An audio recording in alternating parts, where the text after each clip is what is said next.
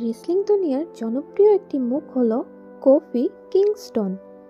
Kofi কিংস্টনের original name Kofi Nahaje Sarkodie Mensah, যার জন্ম আগস্ট 14, 1981। তিনি হলেন ঘানা মার্কিন পেশাদার রেসলার। তিনি বর্তমানে WWE এর প্রথম আফ্রিকান চ্যাম্পিয়ন এবং যেখানে তিনি WWE এর ব্র্যান্ডে কফি কিংস্টন নামে কুস্তি করেন। তিনি বর্তমানে দ্য নিউ ডে এর সদস্য, যেখানে তার সাথে রয়েছে বিগ ই এবং জেভিয়ার উডস। WWE-তে অভিষেকের পর থেকে কিংস্টন সর্বপ্রথম 12টি চ্যাম্পিয়নশিপ জয়লাভ করেছেন।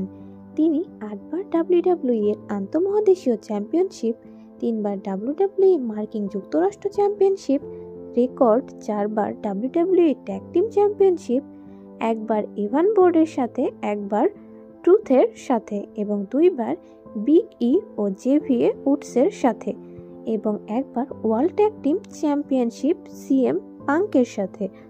তিনি তার WWE এর ট্যাগ টিম চ্যাম্পিয়নশিপের দ্বিতীয় রাজত্বে দ্য নিউ ডে এর সদস্য হিসেবে WWE এর সবচেয়ে বেশি দিন রাজত্ব করা ট্যাগ টিম চ্যাম্পিয়নে পরিণত হন।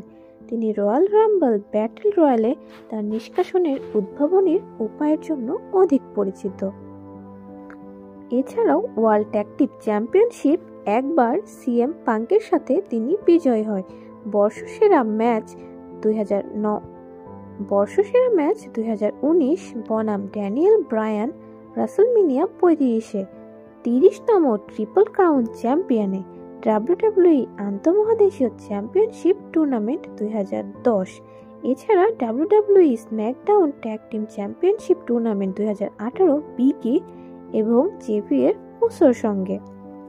তো বন্ধুরা, আপনারা যদি কফি কিংস্টনকে পছন্দ করে থাকেন তাহলে অবশ্যই আমাদেরকে কমেন্টের মাধ্যমে জানাবেন। এর সাথে আমাদের চ্যানেলে একটি লাইক এবং এর সাথে ভিডিওটি ভালো লাগলে একটি লাইক এবং চ্যানেলটিতে একটি সাবস্ক্রাইব করে রাখুন। দেখা হবে পরবর্তী কোনো ভিডিওতে।